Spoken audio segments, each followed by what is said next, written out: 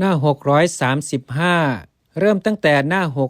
634มหาอัฏฐกถังเจวะมหาปัญจริเมวะจะเป็นต้นไป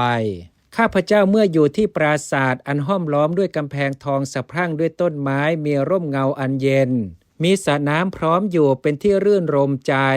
ซึ่งอุบาสกผู้ปรากฏนามว่ามหานิคมัสสามีผู้เกิดในสกุลสูงเลื่อมใสในพระรัตนตรัยด้วยศรัทธาไม่อากูลบำรุงพระสงฆ์ทุกเมื่อได้สร้างไว้ใกล้เรือนเป็นที่บำเพ็ญเพียรอันสูงลิ่วซึ่งภิกษุสงฆ์ผู้มีจารีตศีลอันสะอาดอาศัยอยู่ที่ตั้งอยู่ทางด้านใต้แห่งมหาวิหารอันประดับด้วยต้นมหาโพธิ์ของพระศาสดา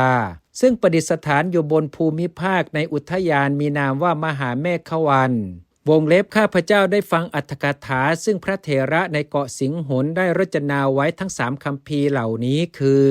มหาอัฏฐกถามหาปัจจรีและกุรุณทีในสำนักพระเถระผู้ปรากฏโดยนามว่าพุทธมิตรซึ่งเป็นนักปราชญ์ผู้รู้ทั่วถึงพระวินัยมีชื่อเสียงมาคำนึงถึงพระพุทธสิริเถระผู้มีศีลและอาจาระอันสะอาดจึงได้เริ่มรจนาอัฏฐกถาวินัยอันใดซึ่งให้สำเร็จประโยชน์อัฏฐกถาวินัยนี้ข้าพเจ้าเริ่มรจนาในปีที่20ถ้วนซึ่งเป็นปีที่เกษมมีชัยของพระเจ้าสิริบาลผู้เป็นที่อาศัยแห่งสิริมีพระยศทรงปกครองลังกาทวีปทั้งสิ้นให้ปราศจากเสี้ยนหนามสำเร็จเรียบร้อยเมื่อย่างเข้าปีที่21อัตถกถาวินัยนี้เข้าถึงความสำเร็จได้ในโลกซึ่งคับคั่งด้วยอุปัฏฐวะโดยการเพียงปีเดียวโดยปราศจากอุปัฏฐวะฉันใด